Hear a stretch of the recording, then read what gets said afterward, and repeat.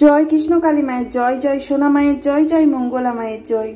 বন্ধুরা সবাই কেমন আছেন? সবাইকে অনেক অনেক স্বাগত জানাই আমার এই চ্যানেলে। আমি লিপসিং মিঠু আবারও একটা নতুন আপডেট নিয়ে হাজির হয়ে গেলাম আপনাদের সামনে। আমি রোজ আমার ভিডিওর মাধ্যমে আপনাদের নতুন নতুন আপডেট দিয়ে থাকি, আমাদের কৃষ্ণ কালী মায়ের দর্শন করিয়ে থাকি ভিডিওর মাধ্যমে, আর ভয়েসের মাধ্যমে আমি আপনাদের আপডেট দিয়ে থাকি। তো চলুন বন্ধুরা, ভিডিওটি স্কিপ করবেন না, সম্পূর্ণ ভিডিও দেখার অনুরোধ করছি। যদি কোনো নতুন বন্ধুর কাছে আমার এই ভিডিওটি পৌঁছে থাকে তাহলে অবশ্যই ভক্তি ভরে চ্যানেলটিকে সাবস্ক্রাইব করে রাখবেন, বেল নোটিফিকেশান অল করতে ভুলবেন না। তো চলুন বন্ধুরা, এখান থেকেই আমার ভিডিওর আপডেট বা আপনার মায়ের দর্শন শুরু করি। আজকে মায়ের মন্দিরে অনেক ভিড় হয়েছে, দেখতেই পাচ্ছেন। আর মায়ের কাছে এসেছে লজেন্সের মালা, আবারও আঙুরের মালা। যে যেমনভাবে মানসিক করে থাকে সে সেইভাবেই মানসিক শোধ করে যান আমাদের মায়ের মন্দিরে এসে। আমাদের কৃষ্ণকালী মায়ের মন্দির সম্বন্ধে কিছু বলতে গেলে আমাদের পুরনো কিছু পৌরাণিক কথা মনে পড়ে যায়, যেমন মহাভারতের কুরুক্ষেত্রের কথা। কুরুক্ষেত্রের যুদ্ধে ভগবান শ্রীকৃষ্ণ সত্যের সারথি হয়েছিলেন।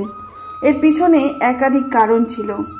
তিনি তো যুদ্ধে অংশগ্রহণও করতে পারতেন, কিন্তু তা করেননি। তিনি সত্যের সারথি হয়ে একজন হাত বাড়িয়েছিলেন অর্জুনকে। ঘটনার পিছনে একটি কারণ, সেটি হলো ধর্ম স্থাপন এবং মানবতার কাছে শাশ্বত জ্ঞান প্রদানের জন্য এই ঐশ্বরিক ঘটনাটি ঘটেছে। কৌশলে ভগবান তেনার প্রচার করার জন্য এই ঘটনাটা ঘটিয়েছেন। ধর্মস্থাপন এবং ঐশ্বরিক উদ্দেশ্য হল, ভগবদ্গীতায় একটি শ্লোক অনুসারে শ্রীকৃষ্ণ পৃথিবীতে অবতার রূপে আসেন।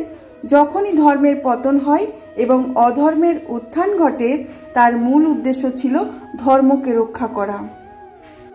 একদিকে কৌরবরা ছিল অধর্ম এবং অন্যায়ের প্রতীক, অন্যদিকে পাণ্ডবরা ছিলেন ধর্ম এবং ন্যায়ের প্রতীক। শ্রীকৃষ্ণ পাণ্ডবদের পক্ষে সারথি হয়ে প্রতীকীভাবে ঘোষণা করেন যে তিনি সর্বদা ধর্মের পক্ষেই আছেন। ভগবান শ্রীকৃষ্ণ নিজে অস্ত্র ধরবেন না বলে প্রতিজ্ঞা করেছিলেন, কারণ তিনি যদি যোদ্ধা হিসাবে যুদ্ধে নামতেন তবে সেই যুদ্ধ হতো একতরফা এবং তার ফলে মানব জাতির মধ্যে কর্মের গুরুত্ব প্রতিষ্ঠিত হতো না। সারথি হয়ে তিনি দেখিয়েছেন যে স্বয়ং ঈশ্বরও সরাসরি যুদ্ধ করেন না, বরং ধর্মকে জেতানোর জন্য বুদ্ধি এবং কৌশল সঠিক পথ নির্দেশন করে থাকেন শ্রীকৃষ্ণ ভগবান। তাই এই মহাভারতের যুদ্ধক্ষেত্রে শ্রীকৃষ্ণ অংশগ্রহণ না নিয়ে তিনি সারথি হিসাবে অংশগ্রহণ করেছিলেন এই যুদ্ধক্ষেত্রে। ভগবান শ্রীকৃষ্ণ জানতেন যে অর্জুন হলেন নরনারায়ণের অবতার এবং নর মানে মানবাত্মা। অর্জুনকে তার কর্তব্য সম্পর্কে অব্যাহত করার প্রয়োজন ছিল, তাই তিনি সারথি হয়েছিলেন। সারথি হলেন রথের চালক, যিনি রথকে সঠিক পথে চালিত করবেন। অর্জুন ছিলেন শ্রেষ্ঠ যোদ্ধা, কিন্তু যুদ্ধে নিজের কর্তব্য ভুলে তিনি যখন মোহগ্রস্ত হয়ে পড়েন, তখন তার রথ পরিচালনা করার জন্য জ্ঞানের চালক বা সারথির প্রয়োজন ছিল। সেই সময় শ্রীকৃষ্ণ এই সারথির ভূমিকায় অর্জুনকে ভগবদ্গীতার মাধ্যমে জ্ঞান প্রদান করেন। রণাঙ্গনে দাঁড়িয়ে শ্রীকৃষ্ণ অর্জুনকে যে উপদেশ দেন সেটাই হলো ভগবদ্গীতা। তাহলে আপনারা জানতেই পারলেন ভগবদ্গীতাটা কোথায় থেকে এসেছে।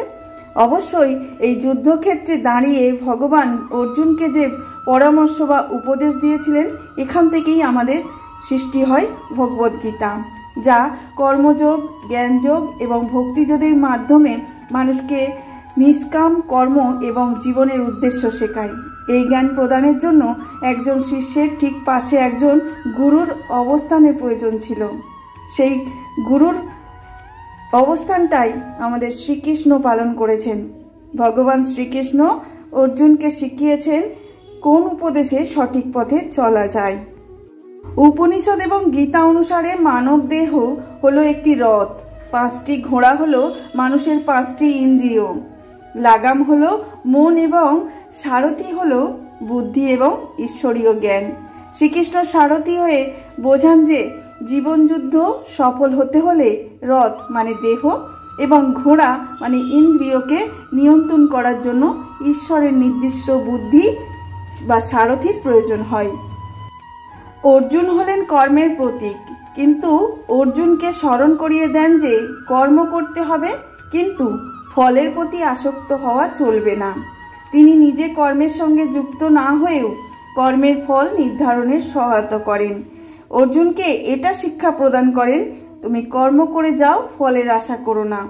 তেমন আমাদের পৃথিবীতে সমস্ত ভক্ত বা মানুষদেরকে আমাদের শ্রীকৃষ্ণ ভগবান উদ্দেশ্য করে বলে গেছেন, কর্ম করো, ফলের আশা করো না। ফল আপনা হতেই চলে আসবে, শুধু সঠিক পথে নিজের ইন্দ্রিয় প্রচলন করো, তাহলেই ফল অনিবার্য।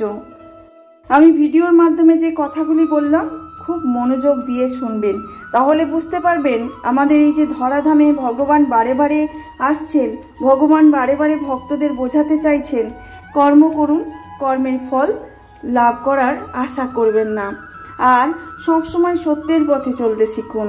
দেখবেন সহজ পথ হবে, কঠিন হবে না।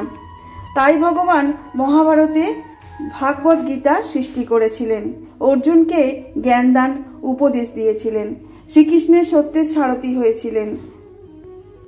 ভালো থাকবেন, সুস্থ থাকবেন। জয় কৃষ্ণ কালী মায়ের জয়।